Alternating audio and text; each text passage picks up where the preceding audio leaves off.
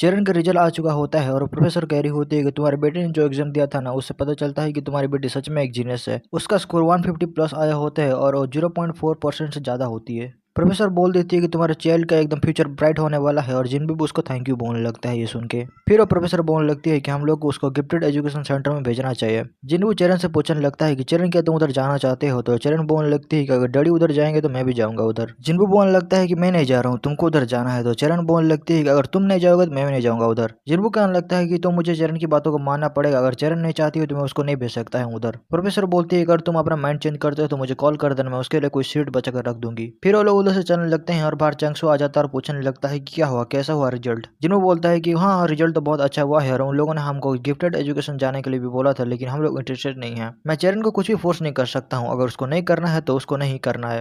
ये सुन के चंगचू बोलने लगता है कि अरे ये तो बहुत ज्यादा बुरा हो गया, मैं तो सोच रहा था कि उसको नोबेल प्राइज मिल जाएगा। जिन्हों बोलने लगता है क्या पता वो अपने माइंड को बाद में चेंज भी कर सकती है, मैं उसके बारे में कंफर्म नहीं हूँ। फिर चंगसू जिन्बू के बारे में पूछने लगता है कि तुम कौन सा कोर्स को चूज करना चाहते हो, क्या तुम पिछले वाले कोर्स को चूज करने वाले हो। तो वो कहने देता है कि नहीं, अभी मेरा सिचुएशन चेंज हो गया है, चरण को देखभाल करने वाला कोई नहीं है, इसलिए मुझे टाइम को देखना पड़ेगा। चंगसू बोलता है कि क्या तुम उसको क्लास में लेके जा नहीं सकते हो। जिन्हों बोलता है कि हाँ उसको लेके जा सकता हूँ, लेकिन क्लास उसके लिए बोरिंग होगा। चरण अपना हाथ उठाती है और बोलने लगती है कि मैं अपने पापा के साथ क्लास जाना चाहती हूँ, पापा जिधर भी जाएंगे मैं उधर जाना चाहती हूँ। जिन्हों बोलने लगता है कि तुमको 2 घंटे के लिए उधर बैठना पड़ेगा, क्या तुम उधर कर सकते हो ये सब। चरण बोलती है कि अगर मैं मूवी देख सकती हूँ तो कुछ भी कर सकती हूँ। जिन्हों बोल देता है कि अगर तुमको बोर लगे तो मुझे मत बोलना। चरण उसको लॉबी डैडी बोल देती है। फिर हम लोग ऑथर बता रहा होता है कि जिन्बू ने उसको इंग्लिश क्लास भी देना स्टार्ट कर दिया है। चरण इंग्लिश को भी बहुत जल्दी सीख जाती है। जिन्बू कह रहा होता है कि मैंने बस उसको कुछ ही चीज सिखाया था, लेकिन वो बहुत कुछ सीखे ही इतने जल्दी। अगर वो इतनी जल्दी कर सकती है तो मैं कह सकता हूँ कि वो बहुत ही जल्दी इंग्लिश में बात करना भी शुरू कर सकती है। मेरे पास और कुछ नहीं है चरण को सिखाने के लिए, क्या मुझे एक टीचर को हायर करना चाहिए उसको सिखाने के लिए। है ना, ने जो पैसे दिया है उसके सारे में एक टीचर को रख भी सकता हूँ। फिर वो सोचने लगता है कि उसको कौन सा ट्यूटर रखना चाहिए, क्योंकि उसको पहले से ही कोरिया, इंग्लिश और मैथ आता है, तो उसके रखने की कोई फायदा नहीं है। चरण एक बुक में लड़की को देखती है जो कि पियानो बजा रही होती है, तो चरण उसके बारे में पूछने लगती है। जिन्हों बोलता है कि उसको पियानो बोलते हैं और उसको एक म्यूजिक इंस्ट्रूमेंट की तरह यूज किया जाता है। जिन्बू कह रहा होता है कि तुम पियानो सीखना चाहते हो। चरण बोलती है कि हाँ ये तो बहुत ज्यादा मजेदार लग रहा है, लेकिन अगर डैडी सीखेंगे तो मैं भी सीखूंगी। जिन्बू बोलता है कि डैडी के पास टाइम नहीं है, क्या तुम एकेडमी जाकर अपने आप नहीं सीख सकते हो। तो चरण बोलते है कि नहीं, मैं नहीं जाना चाहती हूँ, अगर डैडी नहीं होंगे तो मजा नहीं आएगा। फिर जिन्बू कहने लगता है कि या चरण तुमको मैथ सीखना है। तो चरण बोलने लगती है कि हाँ अगर डैडी सिखाते हैं तो मैं कुछ भी सीखूंगी। जिन्बू पूछने लगता है कि तुमको क्या पसंद है वो तो मुझे बोल दे। तो हमारे चरण बोलने लगती है कि डैडी को जो पसंद है मुझे भी वो पसंद है। जिन्बू कह रहा होता है कि अगर उसको सब कुछ मेरे साथ करना है तो मैं उसके साथ हर टाइम तो नहीं रह सकता हूँ, मैं 1000 साल उसके साथ थोड़ी ना रह सकता हूँ। चरण को क्या पसंद है हम लोग को ढूंढना पड़ेगा, ऐसा लगता है हम लोग को बहुत सारी चीज़ों की जरूरत पड़ेगी, लेकिन मेरे पास इतना पैसा नहीं है कि मैं सब कुछ ट्राई कर सकता हूँ उसके लिए। फिर जिन्बू के माइंड में एक आइडिया आता है, वो कहने लगता है कि क्या तुम मेरे साथ लाइब्रेरी चलना चाहती हो, चलो देखते हैं कि तुमको क्या पसंद आता है, उसके बाद हम लोग देख लेंगे कि तुमको क्या पसंद आएगा। चरण बोलने लगती है कि अगर डैडी मेरे साथ जाएंगे तो मैं भी चलूंगी। जब वो लोग लाइब्रेरी जाते हैं तो लड़की उसको रोक देती है और कहने लगती है कि लड़की बहुत ज़्यादा छोटी है, हम लोग उसको एंटर नहीं कर सकते हैं, क्योंकि जो छोटे बच्चे होते हैं ना वो लोग बस चिल्लाते रहते हैं और लाइब्रेरी में सब लोग को शांत जगह पसंद है। जिन्हों बोल रहा होता है कि ये मेरी बेटी है और मुझे उसको लेके जाना पड़ेगा, क्योंकि मेरे पास कोई रास्ता नहीं है, अगर वो चिल्लाती है तो मैं उसको लेकर इमीडिएटली बाहर आ जाऊंगा। और मैडम जी बोलने लगती है अगर तुम लोग साउंड नहीं करेंगे तो अंदर जा सकते हो। और चरण बोल रही होती है कि मैं ध्यान रखूंगी कि डैडी जोश ना चिल्लाएं। जिन्हों उसको थैंक यू बोलता है और दोनों चल पड़ते हैं लाइब्रेरी के अंदर। जब वो लोग अंदर एंट्री मारते हैं तो सभी लोग उनको देखने लगते हैं और जिन्हों उसके कान में बोलने लगता है कि जाओ उधर बहुत सारे बुक हैं, अगर तुमको कोई पसंद आता है तो तुम पिक कर सकते हो। चरण एक बुक को निकल के पढ़ने लगती है और उधर के सारे लोग उसको ही देख रहे होते हैं। जिन्हों कह रहा होता है कि मुझे पता था कि लोग उसको देख के घूरेंगे और देखो सब लोग घूर रहे हैं। वैसे भी ये बहुत ज्यादा अजीब बात थी कि 7 साल की लड़की इधर आके बुक पढ़ रही है। फिर जिन्बू का अपने पुराने वाले प्रोफेसर का कॉल आने लगता है, तो जाकर अपने बेटी को बोलता है कि मुझे कॉल आ रहा है तो मैं थोड़ी देर के लिए बात करने के लिए जा रहा हूँ। चरण एकदम अभील वाला शक्ल बना लेती है और कह रही होती है कि प्रोफेसर फिर से कॉल कर रहा है मेरे डैडी को परेशान करने के लिए। प्रोफेसर उसको बहुत ज्यादा गाली दे रहा होता है, तो जिन्बू पूछने लगता है कि तुम क्या बोल रहे हो। और प्रोफेसर बोल रहा होता है कि क्या तुम ही वो आदमी थे जिसने कि मेरे ऊपर रिपोर्ट किया था। जिन्हों बोलता है कि मुझे उसके बारे में कुछ भी नहीं पता है, लेकिन प्रोफेसर उसको बहुत ज्यादा गाली दे रहा होता है और कह रहा होता है कि तुम भी थे जो कि उसने रिपोर्ट किया था उस टाइम पर। तुमको क्या लगता है कि तुम इतना कुछ करने के बाद बच सकते हो, मैं तुमको नहीं छोड़ूंगा, तुमको मैं जिंदा गाड़ दूंगा। जिन्हों बोल रहा होता है प्रोफेसर अब तो पहले ऐसा नहीं थी और मुझे नहीं पता है कि आप क्या बोल रहे हो, मैंने किधर रिपोर्ट नहीं किया है, लेकिन अगर तुम मुझे परेशान करने की बात भी बोलोगे तो मैं तुम्हारे लिए गवाही दे सकता हूँ। प्रोफेसर उसको बहुत ज़्यादा गाली देने लगता है तो जिनबू कह रहा होता है कि अगर तुम मुझे ऐसे ही गाली देते रहोगे तो मैं सच में तुम्हारे खिलाफ रिपोर्ट कर दूंगा। लेकिन वो प्रोफेसर फिर से उसके माँ बाप के बारे में गाली देने लगता है तो हमारा जिनबू बोल रहा होता है कि मुझे नहीं पता था कि प्रोफेसर आप ऐसे होगे। और प्रोफेसर उसके ऊपर उल्टा सीधा कह रहा होता है, लेकिन जिनबू कह रहा होता है कि मुझे तुम्हारे जैसे इंसान के साथ बात नहीं करना है, इसलिए मैं कॉल रख रहा हूँ। फिर उधर चरण भी आ जाती है और पूछने लगती है कि डैडी तुम ठीक तो हो ना। जिनबू बोलता है कि हाँ मैं ठीक तो हूँ, लेकिन तुमको रीड करना चाहिए, तुम इधर क्या कर रहे हो, जल्दी से अंदर जाओ। चरण बोलते हैं कि मुझे और पढ़ाई नहीं करना है, मुझे घर जाना है। तो जिनबू कहने लगता है तो चलो चलते हैं घर। फिर जिनबू उधर जाते हुए कह रहा होता है कि मुझको बहुत ज्यादा गाली देना चाहता था, लेकिन हमारा बेटी उधर खड़ी हुई थी तो मैं उसको कुछ भी नहीं बोल पाया। और रिपोर्ट के बारे में और फॉन्ट के बारे में कुछ बोल रहा था, मुझे उसके बारे में सब कुछ पता करना पड़ेगा। वो घर जाकर चंगसू को कॉल करता है और चंगसू को उसके बारे में पूछने लगता है। चंगसू बोलता है कि मुझे नहीं पता है उसके बारे में। चंगसू उसके बारे में पूछता था, जिनू बोल रहा होता है कि उसने मुझे कॉल किया था और मुझे बहुत सारा गाली भी दे रहा था और बोल रहा था कि मैंने उसको रिपोर्ट किया है। चंगसू बोल रहा होता है कि वो इंसान नहीं, कचरा है। जिनू बोलता है कि मैं कल तुम्हारे पास आऊंगा, क्या हम लोग उसके बारे में बात कर सकते हैं। वो जगह अपने डॉक्टर को बोल रहे होते हैं कि चरण कल डैडी थोड़ा बिजी होने वाले हैं, तो क्या तुम अपने ग्रैंडमा के साथ खेलना पसंद करोगे। चरण बोलती है कि मैं डैडी के साथ रहना चाहती हूँ। जिनू बोलता है कि मैं भी रहना चाहता हूँ, लेकिन मैं क्या कर सकता हूँ, मुझे कुछ काम है। जिनू कह रहा होता है कि चरण तुम तो बहुत ज्यादा स्मार्ट हो ना, तुम तो समझ सकते हो कि मैं क्या कहना चाहता हूँ। फिर चरण मान जाती है और जिनबू उसको थैंक यू बोलता है मानने के लिए और सोने के लिए बोल देता है। जब वो लोग सो जाते हैं तो हम लोग रात को देखते हैं चरण उठ के अपना मैजिकल पावर का यूज करने लगती है और अपने डैडी को हेल्दी बनाने लगती है और जिनबू को डीप स्लीप में डाल देती है और चल पड़ती है किसी को पनिशमेंट देने के लिए। चरण प्रोफेसर के बेडरूम में जाता है, लेकिन प्रोफेसर उधर नहीं होता है। प्रोफेसर जो कि बाहर बैठा होता है और उधर दारू पी रहा होता है। प्रोफेसर जो कि नशे में होता है वो कह रहा होता है तुमने मेरे साथ बहुत बुरा किया है, तुमको क्या लगता है कि तुमने मेरे साथ इतना सब करने के बाद तुम बच जाओगे, मैं तुमको बिल्कुल भी नहीं छोड़ने वाला हूँ। उधर चरण सोच रही होती है कि मुझे उसको कैसा पनिशमेंट देना चाहिए, क्या उसको मुझे पब्लिकली सेम कर देना चाहिए। प्रोफेसर उधर बोतल तोड़ देता है और किसी को मारने के बारे में बोल रहा होता है कि वो अपने हाथों से उसको मारेगा। और प्रोफेसर को एक पिंक कलर की ओरा छोड़ देती है और चलने लगती है। उधर से कहने लगती है कि चलो उसका पनिशमेंट हो चुका है, लेकिन मुझे कुछ कंफर्म करना है, इसलिए मुझे दूसरी जगह विजिट करना पड़ेगा। ऐसा लगता है आज रात तो मैं थोड़ा बिजी रहने वाली हूँ। फिर हम लोग अगले सुबह देखते हैं जिनू जाकर चरण को अपने घर में छोड़ देता है और चरण बोल रही होती है कि डैडी के तुमको सच में जाना पड़ेगा बाहर, तुम मेरे साथ नहीं रुक सकते हो क्या। जिनू कहने लगता है कि तुमको मुझे प्रॉमिस करना पड़ेगा कि तुम अच्छे से ग्रैंडमा के साथ रहोगी। फिर चरण अपने डैडी का गले मिलती है और जिनू बोल रहा होता है कि थैंक यू मेरे बातों को सुनने के लिए, तुमको अपने ग्रैंड पेरेंट्स की बातों को सुनना पड़ेगा, मैं जा रहा हूँ अभी। जिनबू की मॉम बोल रही होती है कि अच्छे से जाना, कोई डेंजर में मत पड़ जाना। और जिनबू बोल रहा होता है कि मेरे को कुछ भी नहीं होने वाला है, आप लोग बस चरण का ध्यान रखो मेरे लिए। चरण अपने मन में बोल रही होती है कि अगर डैडी कुछ भी नहीं करते हैं तो अपने आप ही टूट जाएगा। मुझे ऑलरेडी उसका आंसर पता है, लेकिन मैं डैडी को बता नहीं सकती हूँ, इसलिए मुझे पहले से ही पता है उसके बारे में। जिनबू अपने दोस्त लोगों के पास चला आता है और उसके दोस्त लोग भी बोल रहे होते हैं कि प्रोफेसर ने उन लोग को भी कॉल किया होता है और उन लोग को बहुत ज्यादा गाली दिया होता है। उन लोगों ने कुछ भी नहीं किया होता है, लेकिन फिर भी प्रोफेसर ने उन लोगों को बहुत ज्यादा गाली दिया होता है, इसलिए वो लोग बहुत ज्यादा गुस्से में होते हैं। चैंगसू ने कुछ ढूंढा होता है, इसलिए वो जिनबू को देखने के लिए देता है। जिनबू उसको देख के कहने लगता है कि अरे बहुत बढ़िया, उसने इतना खतरनाक खतरनाक काम किया है, लेकिन उसको कोई भी पकड़ नहीं पाया, क्यों अब तक। चैंगसू कह रहा होता है कि हम लोग को उसके बारे में बहुत सारा प्रूफ ढूंढना चाहिए, क्योंकि हम लोग को और भी ज्यादा मिल सकता है। फिर वो लोग मिल जाते हैं और प्रोफेसर के खिलाफ प्रूफ ढूंढने लगते हैं और उन लोग को मिलता है कि प्रोफेसर ने बहुत सारे प्रोजेक्ट को चुराया होता है। जिनबू दोनों डॉक्यूमेंट को कंपेयर कर रहा होता है। फिर चंगसू कुछ मिल जाता है तो सब लोग को बुलाने लगता है देखने के लिए। उधर उन लोग को एक न्यूज मिला होता है जिसमें कि लिखा होता है कि प्रोफेसर ने कितने लोग को बहुत सारा रेप कर चुका है और कितने लोगों को तो वो जान से ही मार चुका है। चंगसू कह रहा होता है कि आई थिंक ये बहुत ज्यादा हॉट टॉपिक है, हम लोग को उसके बारे में चिंता करना चाहिए। प्रोफेसर ने जिस आदमी को छोरा घोपा था वो बंदा मरा नहीं था, वो बंदा जिंदा था, लेकिन उसने मर्डर का अटेम्प्ट तो क्या था। वो लोग जब उसके बारे में सोचते हैं तो एकदम पागल हो जाते हैं, कह रहे होते हैं कि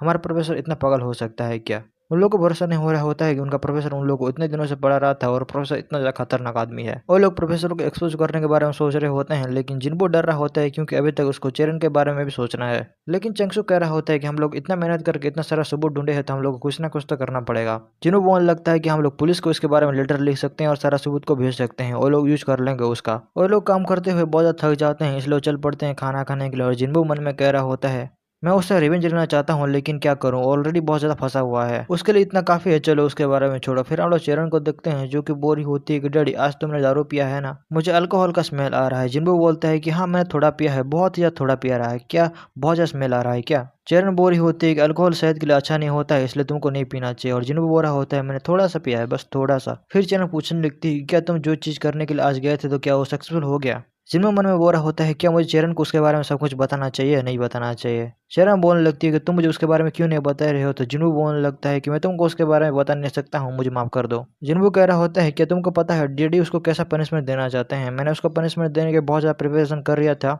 लेकिन हम लोग का मेहनत बर्बाद हो गया। जब हम लोग कुछ करने वाले थे तो पुलिस ने उसको अरेस्ट कर लिया था। हम लोग कुछ करने से पहले सब कुछ खत्म हो गया था, लेकिन चलो सब कुछ अच्छा हुआ है और मुझे बहुत अच्छा भी लग रहा है। चरण बोल रही होती है कि मैंने तो बोला ही था कि अगर तुम कुछ भी नहीं करते हो तो अपने आप ही ब्रेक हो जाएगा। जिन्हों पूछता है कि तुमको उसके बारे में पहले से ही पता था, तो चरण बोलने लगती है कि हाँ वो एक बुरा आदमी है और उसके साथ तो ऐसा ही होने वाला था। फिर चरण बोलने लगती है कि वैसे भी डैडी चलो छोड़ो उसके बारे में, आप थके हुए हैं तो चलो मैं आपको एक बढ़िया सा मसाज देती हूँ। फिर वो दोनों घर पहुंच जाते हैं और रात में चरण उसके ऊपर जादू टूना कर रही होती है और कह रही होती है कि मैंने अपने डैडी की आंखों को ऑलमोस्ट फिक्स कर दिया है। मुझे क्या उनका फेस को और भी ज़्यादा ठीक करना चाहिए और उनका बेली को ठीक करना चाहिए, मुझे क्या ठीक करना चाहिए उसके बाद। फिर वो कह रही होती है अगर मैं सब कुछ एक बार में ठीक कर दूंगी तो डैडी का बॉडी एकदम सह नहीं पाएगा, इसलिए मैं धीरे धीरे करके सब कुछ करूंगी। चलो सबसे पहले उनका स्किन को ठीक करते हैं और चरण उनका स्किन को ठीक करने लगता है। उस टाइम पर चरण धीरे धीरे करके उसको हैंडसम बनाने लगती है और उसके बाद उसको गुड नाइट बोल के उधर से सो जाती है। फिर हम लोग दूसरे दिन पता जाता है कि प्रोफेसर अरेस्ट हो गया होता है। जिन्हों कह रहा होता है कि आई होप कि उसको 3 साल तो कम से कम जेल में बिताना पड़े। हम लोगों ने उसको बहुत मेहनत करके ढूंढा था कि हम लोग को एक रिसर्च एजेंसी को स्टार्ट करना चाहिए। फिर वो चरण की तरफ देख के कह रहा होता है कि मुझे चरण के एजुकेशन के बारे में भी चिंता करना है। मैंने उसको एकेडमी रिलेटेड सब कुछ सिखा दिया है, लेकिन अभी तक आर्ट और स्पोर्ट बचा हुआ है। लेकिन क्या फ़ायदा है, वो तो मना कर देगी सिखाने से, क्योंकि अगर मैं नहीं सिखाऊंगा तो वो किसी से भी नहीं सीखेगी। क्या मुझे उसके लिए कोई इंस्ट्रूमेंट को बाय करना चाहिए, क्योंकि कल ही वो पियानो के बारे में बात कर रही थी। फिर जिन उधर वीडियो देखने लगता है और कह रहा होता है कि अगर मैं उसको नहीं सिखाऊंगा पियानो तो वो भी नहीं सीखेगी, इसलिए मुझे भी थोड़ा सीख लेना चाहिए इसके बारे में। फिर हम लोग कुछ दिन जाने के बाद देखते हैं जिनबू उसको पियानो बजाकर दिखा रहा होता है और चरण बोल रही होती है कि डैडी इज द बेस्ट। जिनबू कह रहा होता है कि मैं तो इसको आंखें बंद करके भी प्ले कर सकता हूँ, और चरण बोल रही होती है कि मुझे भी सीखना है डैडी जैसा पियानो बजाना। जिनबू उसको सारे नोट के बारे में सिखाना शुरू कर देता है और चरण एक बार में ही सुन के सब कुछ प्ले करना स्टार्ट कर देती है। वो कहने लगता है कि इम्पॉसिबल, मैंने तो बस उसको एक बार सिखा था, वो कैसे कर सकती है। वो पूछने लगता है कि चरण क्या तुमने पहले भी सीखा है पियानो बजाना। चरण बोलती है कि नहीं, डैडी जो प्ले कर रहे थे मैं भी उसको प्ले कर दिया। फिर जिन्बू कहने लगता है कि मैं एक और नोट बजाता हूँ, तुम उसको ट्राई करके दिखाओ। चरण उसको भी बजा लेती है और जिन्बू कह रहा होता है कि ऐसा लगता है मेरी बेटी पैदा ही जीनियस हुई थी। जिन्हू लियोनार्डो दा विंची के बारे में सोचने लगता है, जो कि एक जीनियस पैदा हुआ था, उसके बारे में सोचने लगता है और चरण को इमेजिन करने लगता है। जिन्बू मन में कह रहा होता है कि वो बहुत ज्यादा जीनियस लड़की है, लेकिन मैं अपने नॉलेज के साथ उसको संभाल नहीं सकता हूँ, ये तो कितनी ज्यादा शर्मनाक बातें है। जिन्बू जाकर जंक्शन से पूछने लगता है उसके बारे में और कह रहा होता है कि मुझे उसको कैसे संभालना चाहिए, तुमको क्या लगता है। वो कह रहा होता है क्या तुमको नहीं लगता है कि हम लोग को उसको छोड़ देना, जो कि इतनी बड़ी जीनियस लड़की है, ये तो पूरी दुनिया के लिए बहुत ज़्यादा नुकसानदायक है। जंक्सू कहने लगता है कि तुमने ही तो बोला था कि उसको तुम कुछ भी ऐसा करने नहीं दे सकते हो जिसको उसको पसंद नहीं है, लेकिन अभी तुम्हारी बातों से ऐसा क्यों लगता है कि तुम उसको ऐसा कुछ करवाना चाहते हो जो कि उसको पसंद नहीं है बिल्कुल भी। क्या तुमने एक कहावत नहीं सुनी है, तुम घोड़े को पानी के पास ले जा सकते हो लेकिन उसको पानी नहीं पिला सकते हो, बस उसको छोड़ दो, उसको अगर सीखना है तो वो सीख लेगी अपने आप। जिन वो कह रहा होता है कि ऑनेस्टली मैं बताऊं तो मैंने उसके बारे में ऐसा कभी नहीं सोचा था, मुझे बताने के लिए बहुत बहुत शुक्रिया। और चंक्सू कह रहा होता है कि ऑफ कोर्स मैं उसका अंकल हूं ना। जिनबू कहने लगता है कि अंकल, लेकिन चरण के पास कोई भी अंकल नहीं है और तुम उसका अंकल बिल्कुल भी नहीं बन सकते हो। तो चंक्सू कहने लगता है कि मैंने तो बस उसको एडवाइस दिया था। जिन्बू बोलता है कि तुमको एडवाइस देने के लिए बहुत बहुत शुक्रिया, लेकिन तुम उसका अंकल बिल्कुल भी नहीं बन सकते हो। चंक्सू बोल रहा होता है कि अगर तुम ऐसे ही बात करते हो तो चरण तुमसे बहुत बुरी बुरी बात सीख लेगी। जिन्बू उसके ऊपर गुस्सा हो जाता है और चंक्सू कॉल आ रहा है बोल के उधर से चला जाता है। चंक्सू के जाने बाद जिन्बू कह रहा होता है कि उसने मेरा आंखें खोल दिया है। मैं ऑलमोस्ट चरण को बहुत कुछ सीखने के बारे में फोर्स करने वाला था, जिसके बारे में उसको बिल्कुल भी आइडिया नहीं है। अगर उसको कुछ भी पसंद नहीं है तो बिल्कुल भी हैप्पी नहीं होगी और मुझे उसको फोर्स नहीं करना चाहिए उसके बारे में। फिर से उसे चंक्सू आ जाता है और कह रहा होता है कि प्रोफेसर वांगचिक ने मुझे कॉल किया था, वो लोग तुमसे फिर से मिलना चाहते हैं, क्या तुम उन लोगों के पास जाओगे। तुम दोनों को उधर जाना पड़ेगा और वो मुझे वही बता रहे थे कॉल पर। जिन्हू बोलता है कि हाँ मैं समझ गया। फिर वो कहने लगता है कि हाँ मैं समझ सकता हूँ कि वो लोग मुझे बुला रहे हैं, लेकिन वो लोग चरण को भी क्यों साथ में बुला रहे हैं। चंक्सू बोलता है कि मुझे नहीं पता है। फिर हम लोग को प्रोफेसर के बारे में बताया जाता है जिसने कि न्यूरो साइंस में एकदम मास्टरी हासिल किया होता है। प्रोफेसर अभी अभी एआई और मशीन लर्निंग के बारे में रिसर्च कर रहा होता है, लेकिन उन लोग को पता नहीं होता है कि प्रोफेसर उन लोगों को क्यों बुला रहे हैं। वो प्रोफेसर उतना बुरा आदमी भी नहीं होता है, इसलिए जिन्हू मान जाता है और अगले दिन हम लोग देखते हैं वो चरण को पकड़ के चलने लगता है प्रोफेसर के साथ बात करने के लिए। चरण जिन्हू के साथ स्कूल जा रहा होता है, इसलिए चरण बहुत ज्यादा खुश होती है और जिन्हू सोच रहा होता है कि मैं प्रोफेसर के साथ एक बार मिल चुका हूँ। उनका लेक्चर मैंने अटेंड किया था और बहुत ज़्यादा मेहनत भी किया था, लेकिन उन्होंने मुझे A+B मार्क दे के छोड़ दिया। ये पूछने के मैं प्रोफेसर के पास गया था और प्रोफेसर बोले कि ये सबसे ग्रेटेस्ट मार्क है। मुझे पूछने के लिए नहीं जाना चाहिए था, अगर कैसा होगा वो मेरे बारे में बुरा सोच रहे होंगे तो। चरण और प्रोफेसर के बारे में पूछ रही होती है और जिन वो कह रहा होते हैं कि हाँ वो अच्छा प्रोफेसर है, लेकिन उसने मुझे अच्छा मार्क नहीं दिया था। वो कह रहा होता है कि चरण तुमको प्रोफेसर के बारे में चिंता करने की कोई जरूरत नहीं है, प्रोफेसर अच्छा आदमी है। फिर वो लोग प्रोफेसर के पास जाते हैं और वो ग्रेटिंग देने लगते हैं। प्रोफेसर कह रहा होता है कि मैंने चंक्सू से तुम्हारी बेटी के बारे में सुना था और सच में तुम्हारी बेटी बहुत ज़्यादा सुंदर है। प्रोफेसर उन लोग को कुछ खाने के लिए बोलता है और चरण उसको देख के खुश हो जाती है और कहने लगती है कि वाह कुकीज। चरण उधर कुकी खाने लगती है और प्रोफेसर कह रहा होता है कि तुम्हारे पास इतनी अच्छी बच्ची है तो तुमको हर दिन मजा आता होगा, है ना। जिन्बू कह रहा होता है कि हाँ, मैं जब स्ट्रेस में होता हूँ तो जब चरण को देखता हूँ तो मेरा सारा स्ट्रेस चला जाता है, लेकिन आप हम दोनों से मिलना क्यों चाहते थे उसके बारे में कुछ बताओ। प्रोफेसर पूछने लगता है कि तुमको पता है मैं किस चीज के बारे में रिसर्च कर रहा हूँ। जिन्बू कहता है कि हाँ मुझे पता है, तुम एआई के बारे में कुछ रिसर्च कर रहे थे ना। प्रोफेसर बोलता है कि हाँ तुमने सही बोला, मैं एआई के ऊपर रिसर्च कर रहा हूँ और मैं मानता हूँ कि हम लोग को एआई बनाने के लिए एक ह्यूमन ब्रेन की जरूरत है, स्पेशली हम लोग एक छोटे बच्चे के ब्रेन की जरूरत है। इसमें जिन्बू कहने लगता है कि क्या उसको चैलेंज चाहिए, वो भी रिसर्च मॉडल के लिए। और प्रोफेसर कह रहा होता है अगर मैं तुम लोगों को सच बोलूं तो तुम लोगों ने जिस प्रोफेसर को टेस्ट दिया था मैंने उसको ही बोला था कि मुझे एक जीनियस लड़की की जरूरत है और उसने मुझे बताया था उसके बारे में। चेर ने जो टेस्ट दिया है उसको करने के लिए भी मैंने ही बोला था और देखो तुम लोग मेरे सामने अभी बैठे हुए हो। ये सुनकर जिन्बू शौक हो जाता है। प्रोफेसर कह रहा होता है कि तुमने सही बोला, मैं 3 साल से इस लड़के की जरूरत थी मेरे को और मैं 3 साल से एआई के बारे में रिसर्च कर रहा हूँ। वो कह रहा होता है कि मुझे कंपटीशन से बहुत सारे लोग मिले थे जो कि जीनियस थे, लेकिन क्या करें उन लोगों का एज थोड़ा ज्यादा था। लेकिन फाइनली प्रोफेसर ने मुझे चेरन का रिजल्ट के भेजा था और उसको देख के मैं एकदम पागल हो गया था। मैं तो तुमसे उस टाइम पर ही मिलना चाहता था, लेकिन मैं इन्वेस्टिगेशन में जुड़ गया था और प्रोफेसर देंगहू को खोजने में। उसके बाद मैंने चंगसू से तुम्हारे बारे में सुना, इसलिए मैंने डायरेक्टली उसको बोल दिया कि तुमको बोल दे। देखो मैं तुम्हारे बच्चे को रिसर्च के लिए एक सब्जेक्ट की तरह यूज करना चाहता हूँ, अगर तुमको पसंद नहीं है तो तुम मना भी कर सकते हो उसके बारे में। जिन्हों पूछने लगता है कि उधर कुछ डेंजरस चीज तो नहीं होगा। प्रोफेसर बोलता है कि उधर कुछ भी नहीं होगा, तुम भी उधर पार्टिसिपेट कर सकते हो। मैं एक चिल्ड्रन को कैसे खतरे में डाल सकता हूँ, तुमको तो रुक के सब कुछ देखना पड़ेगा। मैं भी तुमको दिखा दूंगा कि मैं कोई डेंजरस चीज नहीं कर रहा हूँ। देखो अगर तुम चाहो तो तुम मेरे लैब में काम कर सकते हो और मेरे रिसर्च में पढ़ाई भी कर सकते हो। जिन्बू कह रहा होता है कि लेकिन मैं एआई फील्ड से नहीं हूँ तो इसलिए मुझे आइडिया नहीं है कि मैं कर सकता हूँ या नहीं कर सकता हूँ, उसके बारे में बता नहीं सकता हूँ। प्रोफेसर बोलता है कि मैंने तुमको थर्ड ईयर में देखा था। जिन्बू कहने लगता है कि हाँ तुमने मुझे B+ दिया था, इसलिए मैंने सोच लिया था कि मैं तुम्हारे फील्ड में कुछ भी नहीं कर सकता हूँ। प्रोफेसर बोलता है कि तुमको गलतफहमी हो गया है, मैं कभी भी किसी स्टूडेंट को ए नहीं देता हूँ क्योंकि मुझे लगता है कि कोई भी आदमी A+ तक नहीं पहुंच सकता है, इसलिए मैंने तुमको B+ दिया था। मैंने तुमको देखा था कि तुम बहुत अच्छे लड़के हो और बहुत अच्छे से पढ़ाई भी करते हो। मैं तो सोच रहा था कि तुम एक ग्रेट साइंटिस्ट बनोगे, लेकिन तुमने तो बहुत ज़्यादा गलतफहमी पाल दिया है। प्रोफेसर चरण से पूछने लगता है और चरण बोल रहा होता है कि हाँ मेरा डैडी बहुत ज़्यादा स्मार्ट है और उसने मुझे मैथ सिखाया और बहुत अच्छे से सिखाया है। फिर वो प्रोफेसर कह रहा होता है कि जब मुझे पता चला कि तुम प्रोफेसर चैंग के लिए काम करते हो तो मुझे बहुत ज़्यादा बुरा लगा था उस टाइम पर। जिन्बू कह रहा होता है कि ऐसा नहीं है कि मैं प्रोफेसर को बहुत ज़्यादा लाइक कर रहा था इसलिए मैंने उसका लैब को ज्वाइन किया था। प्रोफेसर कह रहा होता है कि मैंने सुना है कि वो तुमको बहुत ज़्यादा बुरा ट्रीट कर रहा था। चलो मैं तुमको एक बुढ़ा आदमी की तरह एडवाइस देता हूँ कि अपने आप को एक कमजोर आदमी की तरह देखना ठीक नहीं है, तुम एक टैलेंटेड स्टूडेंट हो और तुम कर सकते हो कुछ भी। जिन्हों कह रहा होता है अगर मैं सोच बोलूं तो प्रोफेसर की वजह से मुझे ऐसा लग रहा था कि पूरा का पूरा डॉक्टर इंडस्ट्री ही खराब है। मैं तो सोच रहा था कि सारा प्रोफेसर अपने स्टूडेंट को एक ऑब्जेक्ट की तरह यूज करते हैं, लेकिन फिर भी मैंने अपना स्टडी को कंप्लीट किया और इंजॉय बहुत ज़्यादा किया। लेकिन अगर मुझे प्रोफेसर चोई के साथ रिसर्च करना है तो मैं आराम से कर सकता हूँ, उसके लिए बहुत बहुत शुक्रिया प्रोफेसर। मुझे आपके साथ काम करते हुए बहुत ज़्यादा मजा आने वाला है। फिर वो प्रोफेसर भी बोल देता है तो चलो हम लोग इस वीक में स्टार्ट करते हैं। प्रोफेसर कह रहा होता है कि मैं तुमको गारंटी देकर कह सकता हूँ कि तुमको कोई भी रिग्रेट नहीं होने वाला है, तुम बस मेरे रिसर्च में आ जाओ। फिर वो लोग घर की तरफ चलने लगते हैं और रास्ते में चरण पूछ रही होती है कि आज से मैं डैडी के साथ स्कूल जाने वाली हूँ हर दिन, तो मुझे बहुत ज़्यादा मजा आने वाला है। जिन्हों पूछने लगता है कि तुम मेरे साथ हर दिन नहीं जाओ, बस कभी कभी जाओगे, क्या तुमको नहीं जाना है क्या। चरण बोल रही होती है कि मैं डैडी के साथ कुछ भी करूंगा और प्रोफेसर ने बोला था कि हम लोग को रिसर्च में साथ में जाना है, तुमने नहीं सुना क्या डैडी। जिन्हों बोलने लगता है कि अभी मुझे क्या करना चाहिए, मेरा बहुत सारा क्लासेस है इसलिए मैं तुम्हारे साथ नहीं जा पाऊंगा। ये सुन के चरण एकदम टूट जाती है और कहने लगती है कि लेकिन प्रोफेसर ने बोला था कि तुम मेरे साथ जाने वाले हो। जिन्बू कह रहा होता है कि नहीं, मैं कल जाकर उसको बोल दूंगा कि मुझे उधर जाना बहुत ज़्यादा मुश्किल हो जाएगा मेरा। फिर चरण उधर उदास हो जाती है और बोल रही होती है कि मैं तो सोच रही थी कि डैडी मेरे साथ जाने वाले हैं, अगर डैडी मेरे साथ नहीं जाएंगे तो मैं भी किधर नहीं जाने वाली हूँ। जिन्हों बोलने लगता है कि मैं तो बस मजाक कर रहा था, तुमको क्या लगता है कि मैं तुमको अकेले छोड़ दूंगा उस प्रोफेसर के साथ। चरण बोल रही होती है तुम मुझसे झूठ तो नहीं बोल रहे हो ना डैडी, तुम मुझे अकेले नहीं छोड़ सकते हो। जिन्बू कह रहा होता है जिधर तुम जाओगे मैं उधर जाऊंगा, तो तुम उसके बारे में चिंता मत करो, ओके। क्या तुमको सच में अपने पिताजी से दूर जाना पसंद नहीं है। तो चरण बोल रही होती है कि हाँ ऑफकोर्स, इसलिए मुझसे बिल्कुल भी वैसा मदद मत करना, नहीं तो चरण को बहुत ज़्यादा गुस्सा आ जाएगा। जिन्हों बोलने लगता है कि मुझे माफ कर दो, चलो मैं तुम्हारे लिए डिनर में कोई टेस्टी खाना बनाता हूँ। तो चरण बोल रही होती है कि मुझे पिज्जा चाहिए। फिर हम लोग कुछ दिन जाने के बाद प्रोफेसर को देखते हैं जो कि कह रहा होता है कि मुझे पता था तुम दोनों आओगे, तुम दोनों का वेलकम है इधर। जिन्हों बोलने लगता है कि हमारा वेलकम करने के लिए बहुत बहुत शुक्रिया, लेकिन क्या आप हमको बताएंगे कि हम लोग को क्या करना पड़ेगा अभी। प्रोफेसर एक बुक निकल के कह रहा होता है कि मैं उसका सीखने का तरीका को कॉपी करके एक एआई मॉडल बनाने की सोच रहा हूँ, और मैंने तुमको कल बोला था कि तुम सारे प्रोसेस का हिस्सा होने वाले हो, तो तुमको उसके बारे में टेंशन नहीं, कोई जरूरत नहीं है। ये सुन के चरण को राहत मिलता है और चरण बोलने लगती है कि मैं डैडी के बिना कुछ भी नहीं करूंगी, मैं डैडी के साथ रहना चाहता हूँ। प्रोफेसर बोल रहा होता है कि तुम टेंशन मत लो, तुम्हारे पास रहेगा और तुमको हमेशा देखता रहेगा। तो चलो हम लोग स्टार्ट करते हैं। फिर वो लोग चरण को सॉल्व करने के लिए मैथ का बुक दे देते हैं और कह रहे होते हैं कि हमारे रिसर्च का मेन पर्पस ये है कि हम लोग को देखना है कि वो जब लर्निंग कर रही होती है तो उसका ब्रेन का कौन सा पार्ट काम कर रहा है। राइटर हम लोग को बता रहा होता है कि प्रोफेसर ने उसको हाई स्कूल लेवल का एक मैथ बुक दिया होता है सीखने के लिए, और सिखाने के लिए एक टीचर भी रखा होता है। चरण के सीखने की स्पीड बहुत ही ज़्यादा होता है।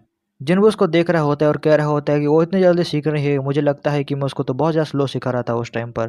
प्रोफेसर कह रहा होता है इम्प्रेसिव, ये तो बहुत ज़्यादा मस्त है, अगर हम लोग उसका ब्रेन का एक मॉडल बना लेते हैं तो मैं कह देता हूँ कि एआई एकदम खतरनाक लेवल पे पहुंच जाएगी। प्रोफेसर को अंदर से मोटिवेशन आ जाता है और कहने लगता है कि मुझे एक दो दिन नहीं, पूरा मुझे हर दिन काम करना पड़ेगा उसके ऊपर लगता है। फिर जिनको कहने लगता है कि मुझे रास्ते में बाधा देने के लिए माफ़ कर देना, लेकिन मैं कह नहीं सकता हूँ कि हर दिन हम लोग ये सब कर सकते हैं।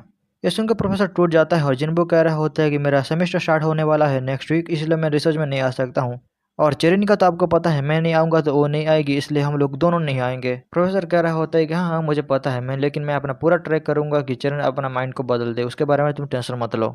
जिनको इम्पॉसिबल बोलता है, प्रोफ़ेसर कहने लगता है कि इम्पॉसिबल वर्ड मेरे डिक्शनरी में काम ही नहीं करता बच्चे। मैं पूरा लैब को चेंज कर दूँगा और टॉय से भर दूँगा, तब चेरिन मान जाएगी उसके बारे में।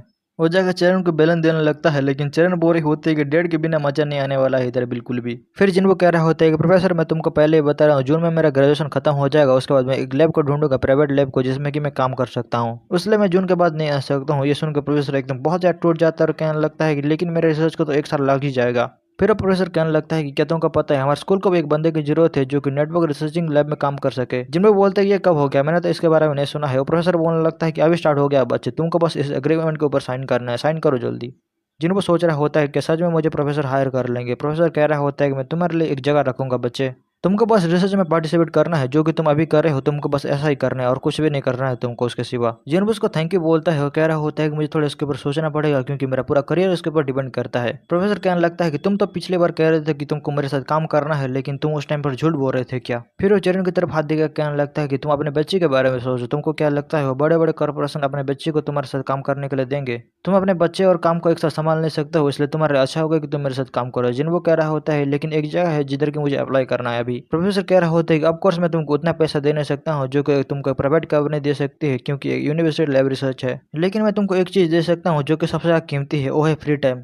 हम लोग तुमको 12 घंटे के लिए एक जगह पर लॉक करके नहीं रखते हैं। फिर वो चरण से पूछने लगता है कि चरण तुमको क्या लगता है, तुम मेरे सवाल का आंसर दो, तुम क्या चाहती हो कि तुम्हारे डैडी रिच बन जाए और तुम हमारे साथ बहुत ज़्यादा खेलें। चरण बोली होती है कि हाँ मैं चाहती हूँ कि डैडी मेरे साथ बहुत ज़्यादा खेलें, लेकिन मुझे पैसे की जरूरत नहीं है क्योंकि हमारी मम्मी ऑलरेडी बहुत ज़्यादा पैसे वाली है। जिनको उधर सोच रहा होता है कि हर दिन मुझे 3 घंटा काम करना है उसके बाद फ्री, लेकिन मुझे पिछली बार भी एक ऑफर मिला था, मुझे उसके बारे में भी थोड़ा सोचना चाहिए। प्रोफेसर कह रहा होता है कि पर कोरिया में ऐसा कोई जगह नहीं है जो कि तुमको मेरी तरह वेलकम करेगी, लेकिन तुम्हारा एक्सप्रेशन देख के मैं कह सकता हूँ कि तुम उसके बारे में कॉन्फिडेंट नहीं हो, लेकिन मैं तुम्हारे पर ब्लेम नहीं कर रहा हूँ, ये सारा मेरा गलती है, मैं तुमको कॉन्फिडेंट बिल्कुल भी नहीं फील कर पा रहा हूँ। प्रोफेसर जाके चरण को बोल रहा होता है कि चरण ऐसा लगता है कि तुम्हारे डैडी तुमसे भी ज्यादा पैसे से प्यार करता है, इसलिए वो पैसे के बारे में सोच रहा है। चरण बोल रही होती है कि नहीं ये बिल्कुल भी नहीं हो सकता है। वो कह रही होती है कि डैडी कि तुमको सच में पसंद नहीं है कि मेरे साथ टाइम स्पेंड करो। जिनको एकदम शौक में चल चुका होता है, प्रोफेसर उससे एग्रीमेंट भी ले लेता है और कह रहा होता है कि तो ऑनेस्टली अगर मैं बताऊं तो मैं तुम्हारे लिए कोई भी प्लेस को अवेलेबल नहीं कर सकता हूं, लेकिन फिर भी मैं कर रहा हूं, तुमने इतना बड़ा अपॉर्चुनिटी को मिस कर दिया है। चरण भी बोल रही होती है कि I hate you.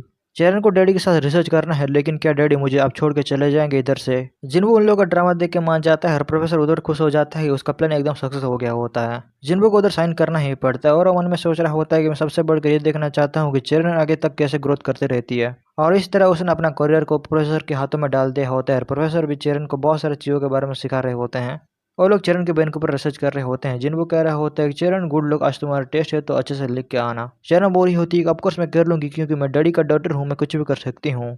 Competition start होता है। चरण बोल रही होती है कि अगर मेरा कंपटीशन अच्छे से किया तो हम लोग चिल्ड्रंस डे पर बाहर घूमना जाएंगे, डैडी मुझसे प्रॉमिस करो। फिर हम लोग प्रोफेसर को देखते हैं जो कि कह रहा होता है क्या तुम्हारे चरण को देखा जो कि एग्जाम देने के लिए जा रही थी, क्या वो नर्वस हो गई थी क्या, वो फर्स्ट टाइम लोगों के साथ टेस्ट देने के लिए जा रही है, ऐसा लगता है वो नर्वस हो गई होगी। जिन्हों बोल रहे होता है कि नहीं वो बिल्कुल भी नर्वस नहीं लग रही थी, वैसे भी वो मेरी लड़की है तो बहुत ज्यादा ब्रेव है। प्रोफेसर कह रहा होता है इसका मतलब वो तुम्हारे ऊपर गई है, क्योंकि मैंने भी सुना था कि तुमने हैच की सीईओ के सामने एक अच्छा वाला प्रेजेंटेशन दिया था। जिनको कह रहा होता है कि नहीं आप उधर नहीं थे इसलिए आपको ऐसा लग रहा है, मैं तो उधर बहुत ज्यादा नर्वस हो गया था और मेरे माइंड में जो आ रहा था मैं उसको बोल दे रहा था उधर। जिनको अपने बारे में बहुत ज्यादा अंडर कॉन्फिडेंट फील कर रहा होता है, इसलिए प्रोफेसर कहने लगता है कि तुम अपने प्रेजेंटेशन के बारे में सोचो जिसने कि तुमने हैच में दिया था। उधर के लोगों ने तुम्हारे प्रेजेंटेशन को बिल्कुल भी नहीं समझ पाया था और बहुत सारा क्वेश्चन भी पूछ रहे थे क्या। जिनको बोलते हैं कि ऐसा तो नहीं लगता है, उन्होंने मुझे कोई भी क्वेश्चन नहीं पूछा था उधर। प्रोफेसर कहता है कि देखो इसका मतलब तुम्हारा प्रेजेंटेशन एकदम सक्सेसफुल हो गया है, अगर तुम प्रेजेंटेशन देने में बिल्कुल भी अच्छा नहीं होते तो तुम्हारी जगह चेंगसू होता और चेंगसू जाकर उधर प्रेजेंटेशन दे रहा होता। जिनको उनको थैंक यू बोलता है। प्रोफेसर कह रहा होता है कि तुम हमारे लैब को फ्यूचर में प्रेजेंट भी कर सकते हो, तुम बहुत ज़्यादा टैलेंटेड लड़के हो। प्रोफेसर जिनको को एक जगह पर जाकर लेक्चर देने के लिए बोल रहे होते हैं और जिनको भी कह रहा होता है कि मैं अपना बेस्ट दूंगा। फिर जिनको चल पड़ता है अपना लेक्चर देने के लिए, जिधर कि उसको एआई के बारे में लेक्चर देना था।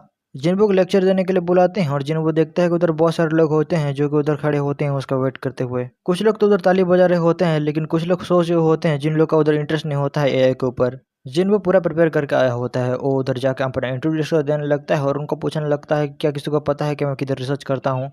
उधर सारे लोग एकदम बोर हो रहे होते हैं। जिन्बू उधर कह रहा होता है कि हाँ, मुझे पता था कि तुम लोग को मेरे रिसर्च सेंटर के बारे में बिल्कुल भी नहीं पता होगा। जिन्बू अपना स्कूल के बारे में बताता है और अपना रिसर्च सेंटर के बारे में बताता है, लेकिन लोगों को उसके बारे में कभी सुना नहीं होता है, इसलिए वो लोग उधर बातें करने लगते हैं। फिर जिन्बू उधर बात करने लगता है कि हम लोग आपका मदद करने वाले हैं मार्क को बढ़ाने के लिए। तो एक लड़की एकदम एक्साइटेड होकर सोचने लगती है कि क्या हम लोग अपना ग्रेड को बना सकते हैं, बोलो क्या मैं फास्ट भी आ सकती हूँ। एक लड़का कहने लगता है कि ये कभी भी नहीं हो सकता है, तुमको जीनियस होना पड़ेगा ये सब करने के लिए। जिन्बू कह रहा होता है कि मैंने उन लोगों के अटेंशन को ग्रैब कर लिया है, अगर मैं ग्रेड के बारे में बात करूंगा तो सब लोग उसके बारे में सुनेंगे। जिन्बू उधर कह रहा होता है कि एक इंसान अपने ब्रेन के सहारे पढ़ाई करता है और हमारा लैब भी ऐसा करता है, ह्यूमन ब्रेन और मशीन को जोड़ता है साथ में।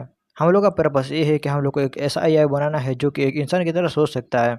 हम लोग उस एल्गोरिदम का सहारे एक रोबोट भी बना सकते हैं जो कि तुम लोग का परफॉर्मेंस को एनालाइज करके तुम लोग को एक बेहतर लेक्चर प्रोवाइड करे। जिन्बू उन लोग अटेंशन को ग्रैब करने में सक्सेसफुल हो जाता है और कह रहा होता है कि चलो इन लोग को एक जोक सुनाते हैं जिसको मुझे चेंगसू ने सुनाया था। वो कह रहा होता है कि मैं डॉक्टरेट के ऊपर एक मास्टर डिग्री लिया है, तुम लोग को मास्टर डिग्री के बारे में पता नहीं होगा, तो चलो मैं तुम लोग को बताता हूँ उसके बारे में। फिर जिन्बू उन लोग को जोक सुनाता है और जोक सुन के उनमें से कोई भी नहीं हंसता है। तो जिन्बू कह रहा होता है कि साला चेंगसू ने मुझे झूठ बोला था, इन लोगों में से कोई भी नहीं हंस रहा है। फिर जिन्बू उन लोगों को रिसर्च सेंटर के बारे में क्वेश्चन पूछने के लिए कहता है, उधर कोई भी नहीं पूछता है, इसलिए जिन्बू उधर लेक्चर को एंड करके चला जाता है। एक लड़की आगे बोरी होती है, लेक्चर देने के लिए बहुत बहुत शुक्रिया, आज तो बहुत ज़्यादा मजा आया। जिन्बू कह रहा होता है कि आप लोग को छोटे छोटे बच्चों को शुक्रिया बोलना चाहिए जो कि उन लोगों ने मेरे बातों को ध्यान से सुना। और लड़की जिन्बू का शुक्रिया कर रही होती है कि जिन्बू ने इतना अच्छा जोक सुना यार, उसका बातों को सब लोग ध्यान देके सुन रहे थे, नहीं तो वो बच्चे क्लास में बोर हो जाते हैं और उधर ही सो जाते हैं। जिन्बू कह रहा होता है ये पहली बार मैंने इतने सारे लोगों के सामने लेक्चर दिया था और सारे लोग मेरे बातों को एकदम ध्यान से भी सुन रहे थे। मैं फ्यूचर में एक और बार लेक्चर देना चाहूँगा, मुझे खुशी हो रही है कि मैंने सक्सेसफुली लेक्चर दे दिया। चलो छोड़ो, मैं थोड़ा चेरन के बारे में सोचता हूँ, उसका टेस्ट कैसा गया होगा। मैंने सुना था कि इस बार का टेस्ट बहुत ज़्यादा मुश्किल होने वाला है। चेरन उधर रोना शुरू कर देगी तो बहुत ज़्यादा मुसीबत हो जाएगा, वैसे भी उसका पहला टेस्ट है उधर। जिन्बू उधर वापस आ जाता है चेरन के पास और देखता है कि चेरन मुंह फुला के बैठा होता है, इसलिए वो प्रोफेसर से पूछने लगता है कि प्रोफेसर क्या हुआ है, क्या टेस्ट बहुत ज़्यादा बुरा हो गया है। प्रोफेसर कह रहा होता है कि इस बार का क्वेश्चन बहुत ज़्यादा मुश्किल था, मैं जितना सोच रहा था उससे भी बहुत ज़्यादा मुश्किल था आज का क्वेश्चन। चरण जो उधर रो रही होती है और उसने 1 घंटे के अंदर ही टेस्ट को छोड़ के चला आया था। यह सुन के जिन्बू एकदम शॉक हो जाता है और प्रोफेसर कह रहा होता है कि हाँ, मैंने सीसीटीवी को चेक किया था, उसने बस 45 मिनट ही बैठा था एग्जाम हॉल में। जिन्बू मन में कह रहा होता है क्या क्वेश्चन इतना हार्ड था कि उसने 45 मिनट में ही हार मान लिया था, वो लोग को उतना हार्ड क्वेश्चन नहीं देना चाहिए था। जिन्बू चरण को कह रहा होता है कि मैं सुन रहा हूँ कि तुम्हारा एग्जाम बिल्कुल भी अच्छा नहीं किया है, लेकिन कोई बात नहीं, तुमने बहुत अच्छा ट्राई किया है। फिर चरण बोलने लगती है कैसा होगा कि सारे बच्चे एकदम दुखी हो जाए क्योंकि चरण का काम बहुत जल्दी खत्म हो गया। फिर चरण बहुत ज्यादा खुश हो जाती है और प्रोफेसर कह रहा होता है कि तूने सही सुना, उसने 45 मिनट में ही पूरा क्वेश्चन को सॉल्व कर दिया था। चरण बोल रही होती है क्वेश्चन बहुत ज्यादा इजी आया था, मैंने तो उसको 30 मिनट में ही खत्म कर दिया था, लेकिन बाकी 15 मिनट बस मैं क्वेश्चन को चेक कर रही थी। तो बताओ डैडी, क्या मैंने अच्छा किया है? मैंने सारा क्वेश्चन का आंसर दिया जाए, तुमको क्या लगता है उसके बारे में? जिन्बू का भरोसा करने में उसके ऊपर बहुत ज्यादा मुश्किल हो रहा होता है, लेकिन प्रोफेसर बोल रहा होता है कि अगर तुमको भरोसा नहीं हो रहा है तो तुम क्वेश्चन पेपर को खुद सॉल्व कर सकते हो, तुमको पता चल जाएगा कि क्वेश्चन कितना डिफिकल्ट था। जिन्बू सारे क्वेश्चन को चेक करने लगता है, प्रोफेसर बोल रहा होता है कि उसने सब कुछ ठीक किया है और फिर वो लोग कहने लगता है कि हम लोग तो बस एक्टिंग कर रहे थे। चरण बोल रही होती है कि पिछली बार डैडी ने मेरे ऊपर प्रैंक किया था, आज हम लोगों ने उनके ऊपर प्रैंक कर दिया है। जिन्बू कहता है कि अरे मैं तो तुम्हारे जाल में फंस गया था। फिर प्रोफेसर कह रहा होता है कि वैसे भी हमारा चरण का सीखने का तरीका बहुत ही स्पीड है। फिर प्रोफेसर जिन्बू को हिस्ट्री में हुए कुछ लोगों के बारे में बताने लगता है जो कि अपना टाइम पर जीनियस थे, लेकिन हमारे चरण ने उसको भी सरपास कर दिया होता है। यह सुन के जिन्बू बहुत ज्यादा सरप्राइज होता है और प्रोफेसर कह रहा होता है कि तुमको और चरण की मॉम को उसका अच्छे से देखभाल करना चाहिए। जिन्बू कह रहा होता है कि हाँ, मैं भी उसको अच्छे से बड़ा करना चाहता हूँ, लेकिन ये इतना अजीब नहीं है। फिर वो प्रोफेसर जिन्बू को देख के कह रहे होते हैं कि तुम थोड़ा अलग दिख रहे हो, क्या तुमने कोई ट्रीटमेंट लिया है? कि जिन्बू बोलते हैं कि नहीं, मैंने कुछ भी तो नहीं किया। तो प्रोफेसर कहने लगता है तो लेकिन तुम इतना ज्यादा ब्यूटीफुल क्यों दिख रहे हो? मैंने सुना है कुछ स्टूडेंट बात कर रहे थे कि तुम अपना स्किन का टेक केयर कर रहे हो अपने शादी के लिए। जिन्बू कहता है कि ऐसा कुछ भी नहीं है और प्रोफेसर कह रहा होता है कि अगर तुम हमारे रिसर्च सेंटर में कुछ भी अलग बात करते हो तो पूरा चारों तरफ फैल जाता है। जिन्बू कहता है कि मेरे मैरिज के बारे में रिसर्च सेंटर में क्यों बातें हो रही थी, वो लोग मेरे बारे में क्यों चिंता कर रहे हैं। तो प्रोफेसर कहता है कि लेकिन तुम अपने स्किन का टेक केयर क्यों कर रहे हो, मैरिज के लिए तो कर रहे हो ना। जिन्बू कह रहा होता है कि मेरे पास शादी करने के लिए भी कोई नहीं है और हमारा प्रोफेसर कह रहा होता है कि तो तुम्हारा स्किन इतना ज्यादा सुंदर क्यों दिख रहा है। शरण उधर मुस्कुरा रही होती है, फिर वो आके कहने लगती है कि ऐसा क्यों है कि मैंने हर रात डैडी को मसाज देती हूँ, इसलिए डैडी बहुत ज्यादा सुंदर दिख रहे हैं। मैंने डैडी को प्रॉमिस किया था कि मैं डैडी को एक ब्रिटिश गैंग की तरह सुंदर बना दूंगी। फिर प्रोफेसर कह रहा होता है कि अगर चेहरे मेरे पास होता तो मैं भी इतना ज़्यादा खुश हो जाता कि मैं 20 साल छोटा हो जाता। जिम्बू बोलता है कि तो इसलिए तुम मेरे स्किन के बारे में पूछ रहे थे। प्रोफेसर बोलता है कि नहीं, मैं तो बस चरण के बारे में जानना चाहता हूँ। मुझे तुम्हारे पर्सनल ज़िंदगी के बारे में जानने की कोई इंटरेस्ट नहीं है, लेकिन जब चिरन तुमसे जुड़ जाती है तो वो बहुत ज़्यादा डिफरेंट टॉपिक हो जाता है। जिनबो कहता है कि तुम मेरा अपना वैल्यू को किधर ढूंढूं, तो प्रोफेसर कहता है कि लैब में ऐसा कोई चीज़ नहीं है, तुमको खुद ढूंढना पड़ेगा। जिनबो के शादी के बारे में सर लोगों को पता चल जाता है और एक बंदा आकर कहने लगता है कि तुम अपने स्किन केयर के लिए क्या कर रहे हो, तुम क्या सच में शादी कर रहे हो क्या? जिनबो कहता है कि तुमको क्या लगता है मेरे पास चिरन है तो मैं शादी क्यों करूंगा, मुझे ऐसा लगता है कि मैं अभी स्ट्रेस में नहीं हूँ, इसलिए मेरा स्किन भी थोड़ा ग्लो कर रहा है। फिर वो लड़का कहने लगता है कि तुमको तो अपने मार्क के बारे में टेंशन नहीं है, क्योंकि मैंने सुना है कि प्रोफेसर ने तुम्हारे लिए पहले से एक सीट को बुक करके रखा हुआ है। जिन्हों बोलता है कि ऐसा नहीं है कि मेरा जिंदगी में चिंता नहीं है, मेरे पास भी बहुत सारी चीज़ें है चिंता करने के लिए। जिन्हों कह रहा होता है कि मुझे तो एक प्राइवेट कंपनी में काम करना था, लेकिन मेरा मजबूरी है इसलिए मुझे उधर काम करना पड़ रहा है। और लड़का कह रहा होता है फिर भी तुम्हारा कितना प्रॉब्लम सोल्व हो गया है, मुझे तो वरी हो रहा है और तुम्हारे बारे में चिंता हो रहा है। मुझे तुमसे जलन हो रहा है क्योंकि तुम कभी किसी चीज़ के बारे में टेंशन लेने की कोई ज़रूरत नहीं है। जिनको कह रहा होता है कि मैं अभी भी सोच रहा हूँ कि एक्सपेरिमेंट खत्म होने के बाद क्या करूँ, वैसे भी मुझे एआई में कोई इंटरेस्ट नहीं है और मेरा फील्ड नहीं है। क्या मुझे कोई बड़ा कॉर्पोरेशन में जाना चाहिए या लैब में रहना चाहिए, मुझे उसके बारे में चिंता कर करके मेरा दिमाग खराब हो रहा है। फिर हम लोग पिछले वाले बंदे को देखते हैं जिसको हम लोगों ने पहले भी देखा था, जब जिनको इंटरव्यू देने के लिए गया होता है तब हम लोगों ने इसको देखा था। जिनको उससे पूछने लगता है कि तुम इधर क्या कर रहे हो, तो लड़का कहने लगता है कि मेरा उधर कुछ काम था तो मैं इधर आया था। जिनको कहने लगता है कि या तुम इधर नया प्रोजेक्ट के लिए आए हो, लड़का कहता है कि नहीं, इधर तो मैं बहुत से रीजन की वजह से आया हूँ, लेकिन तुमसे भी मुझे बात करना था, क्या तुम मेरे साथ कॉफी पीने चलोगे? फिर जिनको सोचने लगता है कि वो मुझसे क्यों बात करना चाहता है और कहने लगता है ऑफकोर्स मैं तुम्हारे साथ चलना चाहूंगा। जिनको उसकी बातों को मान जाता है और दोनों चल पड़ते हैं कॉफी शॉप में कॉफी पीने के लिए। वो बता रहा होता है कि हैच अभी प्लानिंग कर रहा है बहुत सारे सेमीकंडक्टर को बनाने के लिए, और जिनको से ऑफर के बारे में पूछने लगता है कि वो बहुत सारे लोग को अपने टीम में ले रहे हैं अप्रैल मंथ में। वो बंदा जिनको को ऑफर दे रहा होता है एक टेक्निकल रिसर्च पोजीशन के लिए, और वो उसको सुन के जिनको एकदम हैरान होता है। जिनको सोच रहा होता है कि हैच के लिए काम करना बहुत अच्छा हो सकता है और उधर मैं अपना हॉबी को भी डेवलप कर सकता हूँ इजीली। फिर वो चरण के बारे में सोचने लगता है कि चरण को उसकी डैडी के साथ होना बहुत ज्यादा पसंद होता है और उसके साथ वो भी क्या करे। जिनको उसको थैंक यू बोलते हैं ऑफर देने के लिए और कह रहा होता है कि मुझे ऑफर देने के लिए बहुत बहुत शुक्रिया, लेकिन मुझे ऑलरेडी जॉब मिल चुका है। उसके बातों को सुन के यांग थोड़ा सरप्राइज हो जाता है और पूछने लगता है क्या दूसरा कंपनी भी एप्लीकेशन को एक्सेप्ट कर रहे हैं क्या। जिनको उसको बताने लगता है कि वो पहले हैच ग्रुप में काम करना चाहता था, लेकिन उसने अपना माइंड बदल दिया है और अभी उसको डॉक्टरेट करना है अपनी यूनिवर्सिटी में। फिर यांग उसको कांग्रेचुलेशन बोलने लगता है क्योंकि उसको एक अच्छा जॉब मिल चुका है, और जिन्हो भी उसको थैंक यू बोलता है। फिर जिन्हो सोच रहा होता है कि आज उसका रिलेशनशिप उस लड़के के साथ खराब होने वाला है, लेकिन ऐसा कुछ भी नहीं होता है और लड़का बहुत ज्यादा खुश होता है। आखिर में जिन्हो उसको थैंक यू बोलता है कॉफी के लिए और दोनों अपने अपने घर की तरफ चलने लगते हैं। फिर हम लोग अगले दिन देखते हैं जिनको उन लोगों की कंपनी में आया होता है, तो यंग उसको देख के थोड़ा सरप्राइज होता है और पूछने लगता है कि तुम इधर क्या करने के लिए आए हो। जिनको उसको बता रहा होता है कल उसने जिस प्रोफेसर के बारे में बताया था वो एच कंपनी के साथ एक एग्रीमेंट साइन करना चाहते हैं। यंग बोल रहा होता है तो तुम लोग हमारे साथ कोलैब करना चाहते हो। फिर वो कह रहा होता है कि तो हम लोग पहला आदमी होने वाला है इंडस्ट्री में जो कि एआई असिस्टेंट बना रहा है। जिनको को बहुत ज्यादा कूल लगता है और यंग बोल रहा होता है कि ऐसा लगता है तुम्हारा डेस्टिनेशन था कि तुमको हैच में ही काम करना है। जिनको उसको थैंक यू बोलता है और मन में सोचने लगता है कि वो एक बहुत बड़ा आदमी बन चुका है जो कोट बोर्ड पहन के इधर उधर घूम रहा होता है। फिर उसका सपना टूट जाता है और कह रहा होता है कि मैं कुछ ज्यादा ही इमेजिन कर रहा हूँ, मुझे इतना भी सपना नहीं देखना चाहिए दिन में। फिर हम लोग को दूसरा जगह देखा जाता है, कुछ लड़के लोग देख रहे होते हैं। फिर हम लोग चरण को देखते हैं जो कि बोल रही होती है कि डैडी तुम ठीक तो हो ना, मैं उतना हैप्पी भी नहीं हूँ। जिनको कहने लगता है कि तुम हैप्पी नहीं हो, लेकिन मैं तुमको गोदी में नहीं उठा रहा हूँ क्योंकि सब लोग हमको घूर रहे हैं और यह करके तो सब लोग हमको ही देखते रहेंगे बस। जिनको को अटेंशन बिल्कुल ही पसंद नहीं होता है। फिर उधर बहुत सारे लोग आ जाते हैं और घूरने लगते हैं चरण से बात करने के लिए। जिनको अपने डॉटर को प्रोटेक्ट करने के लिए स्ट्रगल कर रहा होता है और उधर जितने सारे लोग होते हैं ना सब लोग उसके पीछे पड़ जाते हैं। जिनको चरण को एक सेफ जगह पर ले जाता है और कह रहा होते हैं कि आई होप कि वो लोग इधर नहीं आएंगे, हम लोग इधर सेफ हैं। चरण पूछने लगती है कि क्या डैडी बहुत ज्यादा थक गए हैं। जिनको कह रहा होता है कि हाँ वैसे भी तुम बहुत ज्यादा बड़ी हो गई है तो मैं तुमको उठा नहीं पा रहा हूँ, ये मेरे लिए बहुत ज़्यादा एम्बरेसिंग मोमेंट है, क्या मुझे वर्कआउट करना स्टार्ट कर देना चाहिए उधर ही।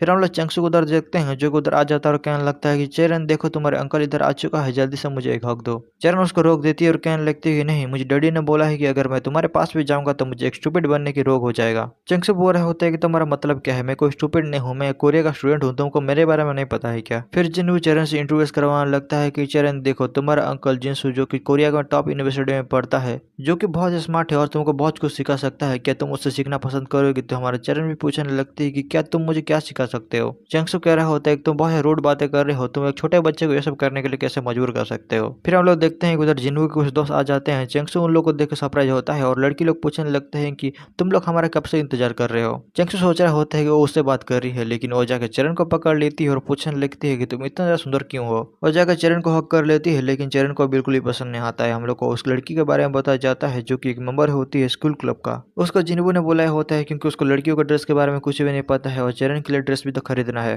फिर उधर बीच में चेंगसू आ जाता है और कहने लगता है कि चरण को परेशान करना बंद करो, जल्दी से तुम्हारे दोस्त के बारे में बताओ। वो अपने दोस्तों के बारे में बताने लगती है जो कि शॉपिंग में हेल्प करने के लिए आए होते हैं। एक का नाम सोयंग होता है और दूसरे का नाम तियंग होता है। और जिन्बू के बारे में बताने लगती है कि पता नहीं कैसे वो एक रात में फादर बन गया। फिर वो चेंगसू के बारे में बताने लगती है कि चेंगसू एक बेवकूफ लड़का है। चेंगसू बोलने लगता है कि तुम अपने दोस्तों को मेरे बारे में क्या बोल रहे हो, तो बोलने लगती है कि मैं तो सच ही बोल रही हूँ, उसके बारे में क्या है। फिर वो लड़की चरण के बारे में बताने लगती है और वो दोनों लड़की चरण को देखकर बोल रहे होते हैं कि हाँ, तुमने जिससे बताया था ये लड़की बहुत ज्यादा सुंदर है, एक डॉल की तरह दिखती है ये। चरण उन लोग को देखकर डर जाती है, अपने फादर को गले लगा लेती है। फिर हम लोग जेंगसू को देखते हैं जो कि बहुत ज्यादा उधर अजीब फील कर रहा होता है। और लड़की लोग चरण से बात करने लगते हैं और जिनबो उन लोग को थैंक यू बोलने लगता है कि उधर आने के लिए, क्योंकि उसको कुछ आइडिया नहीं है कहाँ से कपड़े खरीदते हैं और कैसे कपड़े खरीदते हैं। फिर युनजुन थोड़ा हंसने लगती है और कहती है कि ऑफकोर्स मुझे इधर आना था, क्योंकि मैं चरण फैन क्लब की प्रेसिडेंट हूँ, तो मुझे इधर आना ही था। जिनबो उसके बारे में पूछने लगता है तो वो कहने लगती है कि चलो तुम उसके फादर हो तो तुमको मैं बता देती हूँ। फिर वो एक लींबू जैसा चीज को निकाल देती है और कहने लगती है कि हम लोग चाहते हैं कि चरण जैसा लड़की सब लोग को मिले, इसलिए हम लोग एक फैन क्लब को स्टार्ट कर रहे हैं। उन लोगों ने उसका नाम विटामिन सी रखा होता है और जिन्बू क्या बोले, उसको कुछ भी आइडिया नहीं होता है उसके बारे में। जिन्बू उसको कहने लगता है कि तुम क्या मजाक कर रहे हो, कहने लगता है कि नहीं हम लोग सीरियस हैं, तुमको क्या नहीं पता है इस दुनिया में कितने सारे फैन क्लब है। फिर वो चरण को पकड़ लेती है और कहने लगती है कि तुमको नहीं दिख रहा है क्या, ये कितने स्मार्ट और ब्यूटीफुल है, इसके लिए फैन क्लब तो बनता है।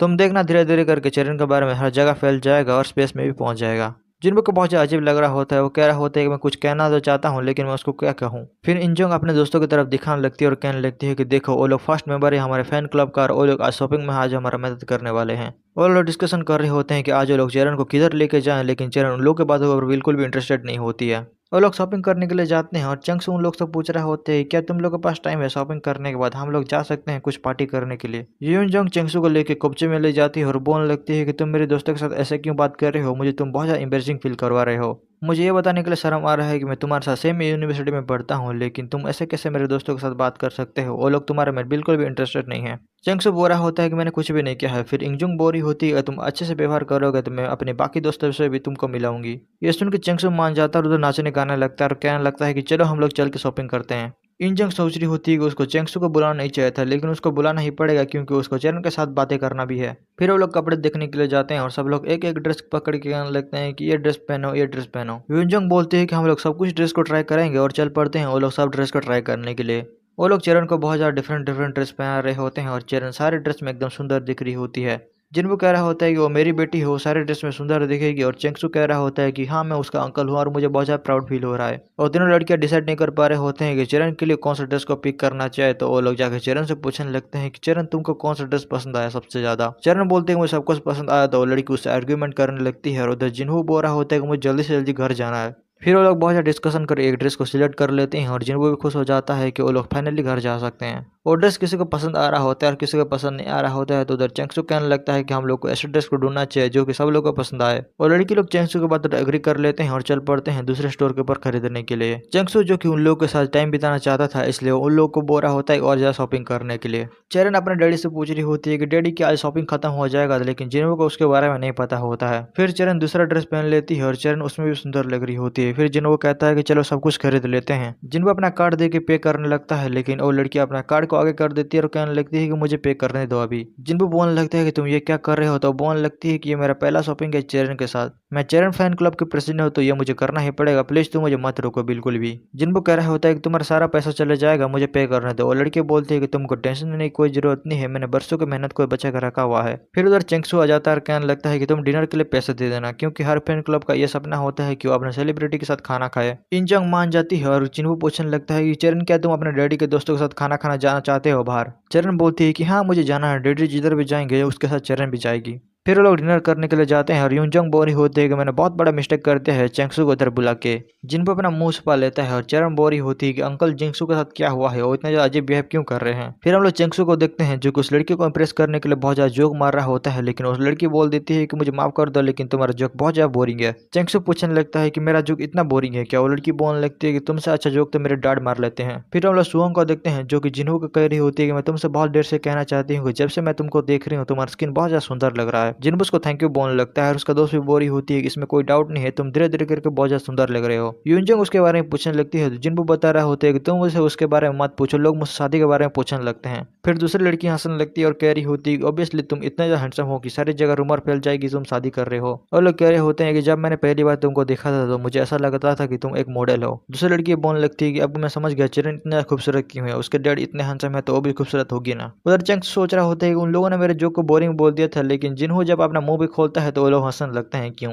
चेंगसू सोच रहा होता है कि मुझे भी बहुत ज़्यादा पॉपुलर बनना है और उसके बाद से चेंगसू बहुत ज़्यादा सोचने लगा अपने बारे में। फिर हम लोग को दूसरे दिन का सीन दिखाया जाता है। चेंगसू उधर पूछ रहा होता है कि तुमको याद है जब हम लोग शॉपिंग करने के लिए गए थे, क्या मैं उधर बहुत ज़्यादा अजीब बिहेव कर रहा था। जिन्हों उसके क्वेश्चन को इग्नोर मार देता है और वो कहने लगता है कि मेरे क्वेश्चन को इग्नोर मत मारो, मुझे बताओ कि क्या हुआ था उधर। फिर जिन्हों उसको सब कुछ बता देता है तो चेंगसू एकदम सैड हो जाता है और कहने लगता है कि मुझे पता था मेरे साथ ऐसा ही कुछ होने वाला है। फिर जिन्हों कहने लगता है कि तुमको एम्बेरस फील करने की कोई जरूरत नहीं है, अगर हम लोग फिर से जाएंगे तो मैं उन लोग को बता दूंगा कि तुमको लड़कियों के साथ बात करना नहीं आता है। जिंक्सू उधर रियलाइज करता है कि लुक्स बहुत ज्यादा इंपॉर्टेंट होते हैं, इसलिए वो कहने लगता है कि आज से मैं तुम्हारे साथ वर्कआउट करूंगा। जिन्हों के पास बोलने के लिए कुछ भी नहीं होता है, वो कहने लगता है कि अगर मैं तुम्हारे साथ वर्कआउट करने के लिए जाऊंगा तो चेरन का देखभाल कौन करेगा। जिंक्सू कह रहा होता है कि मुझे ऐसा आदमी की जरूरत है जो कि मुझे मोटिवेशन दे, तो चलो ना मेरे साथ। जिन्हों उधर से दौड़ने लगता है और कह रहा होता है कि तुमको क्यूट बनने की एक्टिंग करने की कोई जरूरत नहीं है, मैं इधर से भाग रहा हूँ। चेंगसू जिन्वो के पीछे पड़ के उसको बेगिंग कर रहा होता है, लेकिन जिन्वो उसको मना कर देता है। फिर हम लोग कुछ दिन जाने के बाद देखते हैं चेंगसू जिन्वो के लिए कुकी लेकर आता है उधर। जिन्वो कह रहा होता है ऑलरेडी एक वीक हो गया है, तुमको इतना ज्यादा ट्राई करने की कोई जरूरत नहीं है, मैं बिल्कुल भी नहीं मानने वाला हूँ। चेंगसू क्यूट फेस बना के कहने लगता है कि प्लीज मेरा मदद करो ना, लेकिन जिन्वो कहने लगता है कि मुझे तुमको कितनी बार बोलना पड़ेगा कि मुझे चेरन का देखभाल करना है, इसलिए मैं तुम्हारे साथ नहीं जा सकता हूँ। फिर उधर चेंगसू ड्रामा करने लगता है और कह रहा होता है कि तुम अपने सेमेस्टर में बहुत ज्यादा बिजी हो गए हो, इसलिए तुम खाना भी नहीं खा पाते हो। मैं तुम्हारे लिए खाना लेके आता हूँ और तुम्हारा ख्याल भी रखता हूँ, तो तुम मेरे साथ ऐसे कैसे कर सकते हो। जिन्हों सोच रहा होता है कि मुझसे अच्छे से बात करता है और मुझे उसका फेवर में रिटर्न भी करना है, लेकिन चेरन मेरा प्रायोरिटी है। फिर उधर प्रोफेसर आ जाता है और कहने लगता है कि हम लोग दूसरा रास्ता ढूंढ लेंगे। प्रोफेसर कहने लगता है कि चेरन जब उसके साथ स्टडी कर रहा हो तो तुम लोग जिम जा सकते हो। जिन्हों पूछने लगता है कि वो ठीक होगा ना। और प्रोफेसर उधर कह रहा होता है कि ऑफकोर्स मैं भी चेंगसू को हैंडसम बंदा बनते हुए देखना चाहता हूँ, तो तुम लोग जा सकते हो, मैं उसका ध्यान रख लूंगा। चेंगसू थम्स अप दिखा कह रहा होता है कि यू आर द बेस्ट, और जिन्हों कह रहा होता है थैंक यू। फिर जिन्हों कहने लगता है कि तुमको प्रॉमिस करना पड़ेगा क्योंकि मैं तुम्हारे लिए सब कर रहा हूँ, अगर तुम एक दिन भी बंद कर दोगे तो मैं तुम्हारे साथ नहीं जाऊंगा। चेंगसू कह रहा होता है कि ऑफकोर्स तुम उसके बारे में बिल्कुल भी टेंशन मत लो, मैं बिल्कुल भी गिव अप नहीं करने वाला हूँ। राइटर हम लोग को बता रहा होता है कि और वैसे चेंगसू का वर्कआउट स्टार्ट हुआ और हम लोग को प्रोफेसर चाओ का थैंक यू बोलना चाहिए। फिर हम लोग एक वीक जाने के बाद देखते हैं चेंगसू गिव अप कर देता है और जिनको कहने लगता है कि क्या तुम भूल गए उसके बारे में, तुमने मुझसे प्रॉमिस किया था कि तुम कभी भी गिव अप नहीं करने वाले हो, तो तुम कैसे गिव अप कर सकते हो, तुम उसके बारे में भूल गए क्या। चेंगसू कहने लगता है कि ये बहुत ज्यादा हार्ड है, इसको मैं नहीं कर सकता हूँ। जिनको कहने लगता है कि क्या तुम मजाक कर रहे हो, ये तो बहुत ज्यादा इजी है, इसको मैं इजीली कर सकता हूँ। तो एक बच्चे की तरह एक्टिंग करना बंद करो और अपना वर्कआउट को स्टार्ट करो अभी का अभी। चेंगसू उसको पकड़ लेता है और कहने लगता है कि मुझे पता है तुम कोई ना कोई एनर्जी ड्रिंक को पीते हो, नहीं तो तुम्हारे अंदर इतना एनर्जी कैसे आ सकता है। जिनको कहता है कि तुम्हारे नॉनसेंस बातों को बंद करो और कह रहा होता है कि तुमसे कुछ छुपाने की कोई जरूरत नहीं है, मुझे वैसे भी हम लोग साथ में ट्रेनिंग करते हैं। चरण भी बोरी होती है कि हाँ मेरे फादर तुमसे कुछ भी नहीं छुपा रहे होते हैं। उधर चेंगसू एकदम उदास हो जाता है और कह रहा होता है कि मैं इतना ज्यादा अजीब क्यों हूँ, मैं इतना जल्दी टायर्ड क्यों हो जाता हूँ। फिर उधर से चलने लगता है तो जिनको कहने लगता है कि मैं कल भी आ जाऊंगा तुमको उठाने के लिए। फिर जिनको के मन में भी सवाल उठने लगता है कि मैं भी तो कभी एक्सरसाइज नहीं करता हूँ, तो मैं इतना ज्यादा फिट कैसे हो सकता हूँ।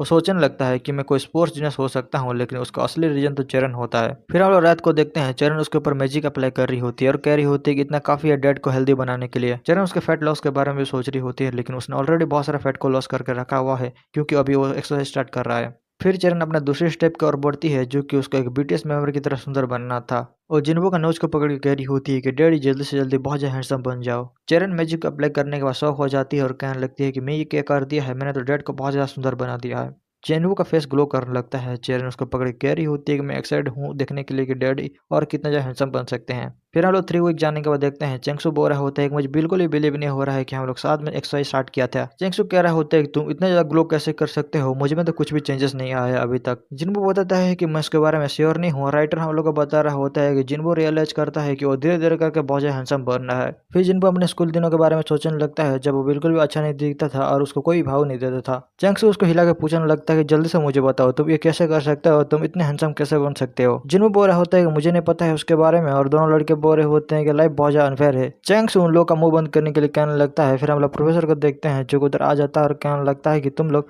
लैब के बाहर इतना ज्यादा शोर क्यों मचा रहे हो। वो कहने लगते हैं कि हम लोग जिन्हों के बारे में बात कर रहे हैं वो इतना हैंडसम हो चुका है कि हम लोग को उसके बारे में बात करना पड़ रहा है। प्रोफेसर बोलता है कि तुम्हारा टॉपिक तो बहुत ज्यादा इंटरेस्टिंग है और मैं भी देख पा रहा हूँ कि जिनको धीरे धीरे करके बहुत ज्यादा इंप्रूव कर रहा है और बहुत सुंदर दिख रहा है। जिनको उनको थैंक यू बोलता है और प्रोफेसर कह रहा होता है कि तुम हमारे लैब का फेस बनना चाहते हो क्या। फिर वो प्रोफेसर कह देता है कि आज से तुम हमारा रिप्रेजेंटेटिव बनोगे और जिधर भी जाओगे हमारे लैब के बारे में प्रेजेंट करोगे। जिनको उसके बारे में पूछने लगता है तो प्रोफेसर बोलता है कि चलो मुझे बताओ कि ह्यूमन ब्रेन जब एक ब्यूटीफुल चीज को देखता है तो उसका कौन सा पार्ट को एक्टिवेट करता है। जिनको बोलता है कि ब्रेन का न्यूक्लियस एमबीएस एक्टिवेट हो जाता है, लेकिन आप मुझे सडनली ये क्वेश्चन क्यों पूछ रहे हैं प्रोफेसर। प्रोफेसर कहने लगता है कि तुमको तो पता है कि जब ब्रेन में न्यूक्लियस एमबीएस एक्टिवेट होता है तो सब लोग ऐसा लगने लगता है कि हम लोग पार्टी कर रहे हैं और बहुत ज्यादा मजा कर रहे हैं। प्रोफेसर कह रहा होता है जरा उसके बारे में सोचो, अगर तुम प्रेजेंटेशन दोगे तो लोग कितने हैप्पी हो जाएंगे सब लोग। जिन्बू को कुछ भी बिलीव नहीं हो रहा होता है, वो कह रहा होता है कि मुझे बिलीव नहीं हो रहा, मेरा फेस इतना भी खास नहीं है। फिर हम लोग चेरन को देखते हैं जो कि पीछे से मुस्कुरा रही होती है। वो कह रही होती है कि सब कुछ प्लान के अकॉर्डिंग हो रहा है, और अब राइटर भी हम लोग को बता रहा होता है कि सब कुछ चेरन के प्लान के हिसाब से चल रहा है।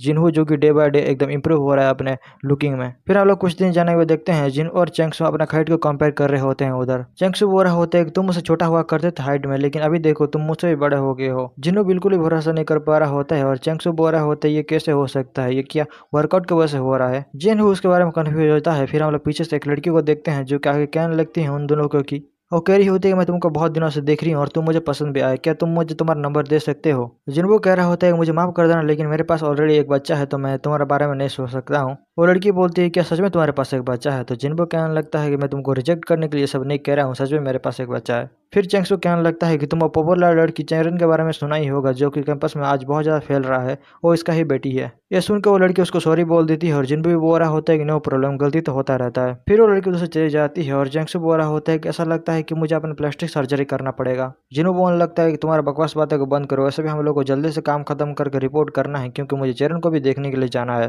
चेंगसू कहने लगता है कि मुझे पता है कि तुम इधर से भागना चाहते हो, लेकिन मैं तुमको इधर से किधर भी जाने नहीं दूंगा। जिन्हों बोलते हैं कि अगर मैं इधर से नहीं जाऊंगा तो चेरन बहुत ज्यादा गुस्सा हो जाएगी, तो तुम बताओ कि तुम उसका गुस्सा कैसे संभालोगे। चेंगसू बोला होता है कि मेरा दिल बहुत ज्यादा दर्द कर रहा है, अगर चेरन मेरे ऊपर गुस्सा भी हो जाएगी तो मेरे को कोई फर्क नहीं पड़ने वाला है। फिर हम लोग चेरन को देखते हैं जो कि उसके पास दौड़ते हुए आती है और कहने लगती है वेलकम बैक डैडी, मैं तुमको बहुत ज्यादा मिस कर रही थी। जिन्हों कहने लगता है कि डैडी भी तुमको बहुत ज्यादा मिस कर रहे थे, क्या तुम अपने असाइनमेंट को कर रहे थे क्या। चेरन बोलते हैं कि हाँ मैंने असाइनमेंट को कंप्लीट कर दिया है, लेकिन डैडी क्या तुमने अपना रिपोर्ट को कंप्लीट कर दिया है, हम क्योंकि हम लोग को इस वीकेंड पर बाहर जाना है घूमने के लिए। जिन्हों बोलता है कि मैं क्या करूँ मुझे पता नहीं है, क्योंकि मुझे चेंगसू अंकल ने बोला था कि वो मेरा हेल्प करने वाला है रिपोर्ट को कंप्लीट करने में, लेकिन अभी वो बोल रहा है कि वो किधर भाग जाएगा अभी। चेरन चेंगसू की तरफ देख के इमोशनल वाली शक्ल बना लेती है और कहने लगती है अंकल क्या तुम सच में इधर से भाग जाओगे। चेंगसू बोल रहा होता है कि मुझे नहीं पता है, मैं तुम्हारे डैडी के ऊपर बहुत ज्यादा गुस्सा हूँ और मैं इधर से भागने के बारे में सोच रहा हूँ। चेरन बोलने लगती है कि मैं अपने डैडी के साथ बाहर घूमने जाना चाहती हूँ, लेकिन अगर आप इधर से भाग जाएंगे तो रिपोर्ट टाइम पर खत्म नहीं होगा और हम लोग जा नहीं पाएंगे।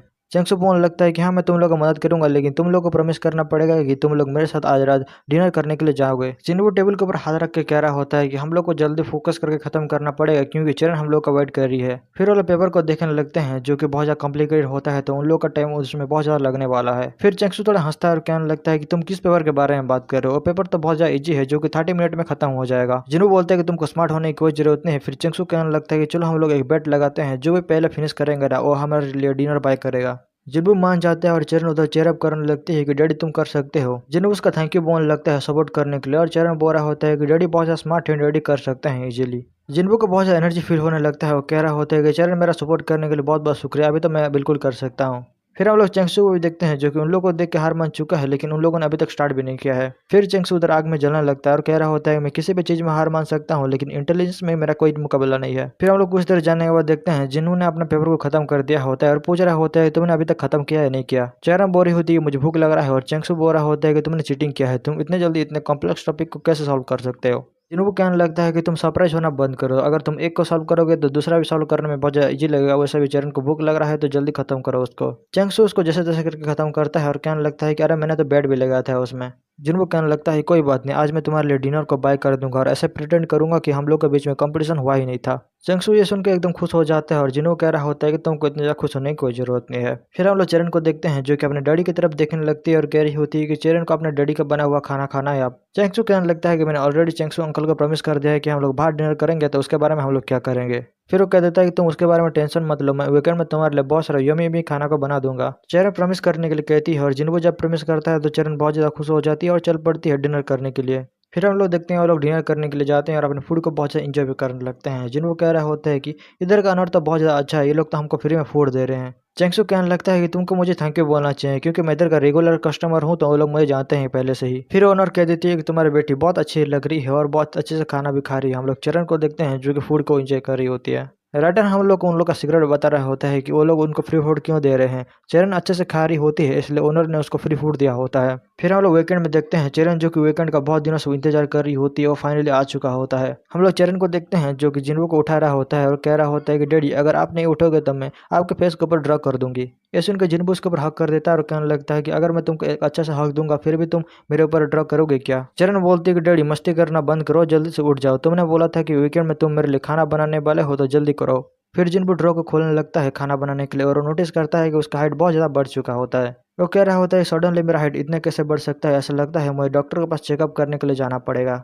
फिर जिन वो ब्रेकफास्ट को रेडी कर देता है और उसने टूना मावा राइस बॉल को बनाया होता है। चरण उसको ट्राई करने लगती है और बोलने लगती है कि बहुत अच्छा है। फिर वो उसको थैंक यू बोलने लगती है क्योंकि उसने अपने प्रॉमिस को निभाया था। जिन वो अच्छे से खाना खाने के लिए उसको भी थैंक यू बोलता है और कहने लगता है कि चलो हम लोग पार्क चल के असली मस्ती करते हैं। फिर वो लोग थीम पार्क की तरफ चलने लगते हैं और कितने लोग उन लोग को घूर रहे होते हैं और कहने लगते हैं कि देखो उन लोगों ने कितना अच्छा ड्रेस पहना है और बहुत अच्छा दिख रहे हैं वो दोनों। चरण अपने मन में कर रही होती है कि ऐसा लगता है कि मेरे डैडी बहुत से हैंडसम बन के है, ऐसा लगता है मेरा मसाज काम कर रहा है जो कि मैं रात में देती हूँ उनको। मैं डैडी को बताना चाहता हूँ कि ये मेरा मैजिक है लेकिन टाइम नहीं आया है अभी, मैं उनको बिल्कुल भी नहीं बता सकता हूँ उसके बारे में। फिर जिन्हों पूछने लगता है कि आज तुम किसके ऊपर राइड करना चाहते हो, तो चरण उधर से दौड़ने लगती है और कह रही होती है कि चलो मैं तुमको दिखाती हूँ डैडी। चरण वो बड़े से झूले के पास चली आती है और कहने लगती है कि लास्ट टाइम हम लोगों ने इसमें बैठ नहीं पाए थे, क्या हम लोग अभी राइड कर सकते हैं? अभी तो मैं बड़ी भी हो गई हूँ थोड़ी सी। जिन्बू उसके बारे में सोचने लगता है कि अगर हम लोग उसमें राइड करेंगे तो मर तो नहीं जाएंगे, वो सेफ है ना। वो कह रहा होता है कि मुझे मेरी बेटी के सामने कावड़ नहीं बनना है। फिर वो कह रहा होता है कि हम लोग उसमें बैठेंगे तो मर तो नहीं जाएंगे। फिर जिन्बू उधर चलने के लिए कहता है और दोनों चल पड़ते हैं उधर राइड करने के लिए।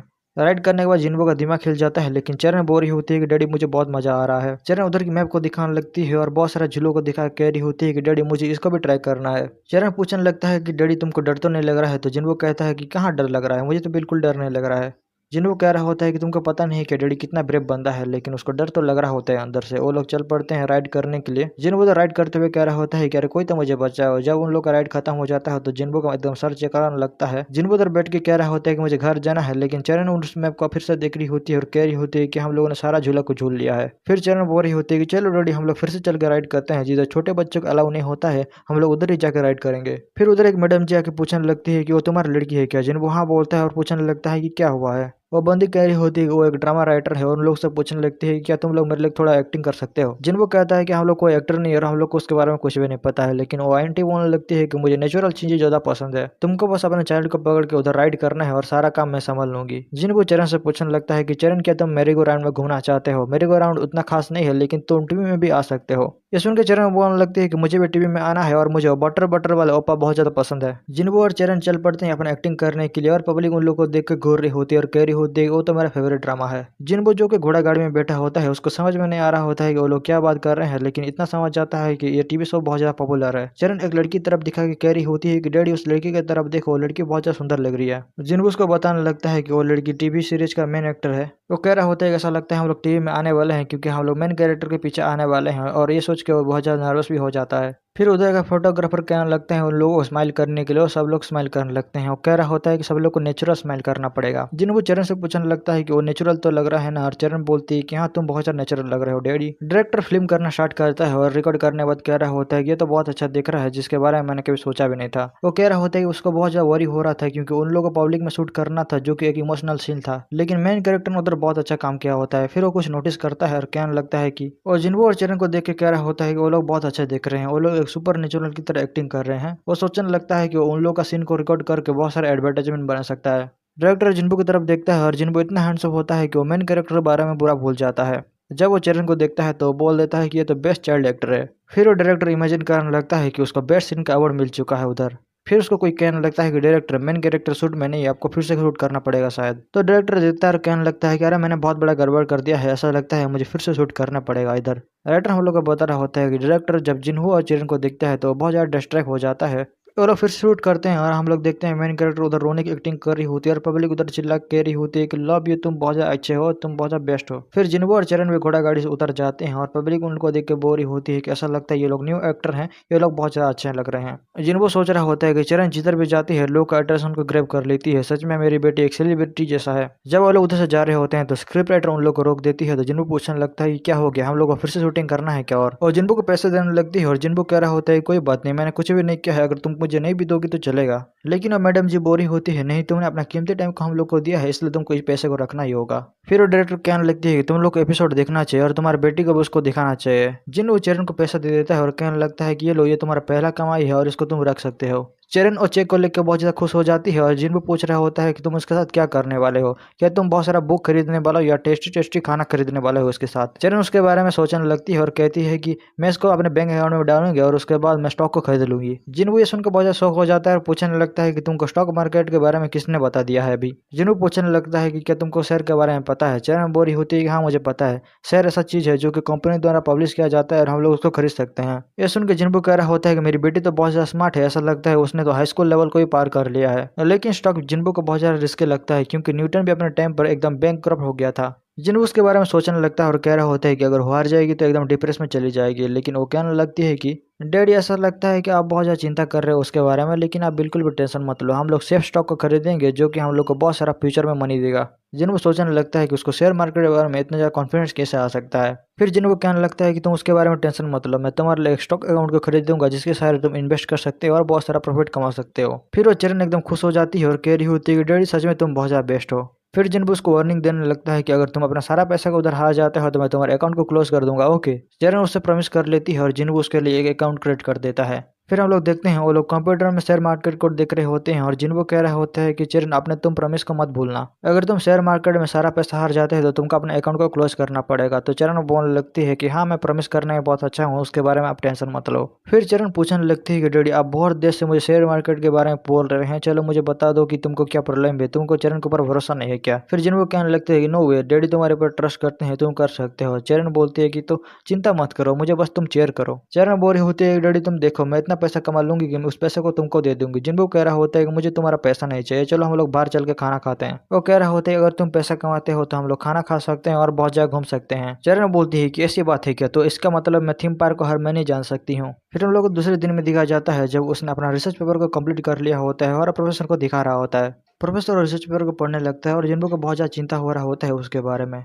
वो कह रहा होता है कि मैंने इसको बहुत मेहनत करके फिक्स किया है, ऐसा लगता है प्रोफेसर इसको एक्सेप्ट कर लेंगे क्योंकि लोग कहते हैं कि प्रोफेसर बहुत ज़्यादा स्ट्रिक्ट हैं। जिन्हों बहुत ज़्यादा डर रहा होता है लेकिन प्रोफेसर बोलता है कि ये बहुत अच्छा है। जिन्हों को उसके ऊपर भरोसा नहीं हो रहा होता है तो प्रोफेसर कहने लगता है कि प्रोफेसर कह रहा होता है कि तुम मेरे साथ कुछ महीने से हो और तुमको पता ही है कि मैं जो भी बोल देता हूँ कि ठीक है तो वो ठीक ही होगा। जिन्हों उनको थैंक यू बोलने लगता है और मन में कह रहा होता है कि ये सच में हो गया, प्रोफेसर का मेरा थीसिस पसंद आ गया।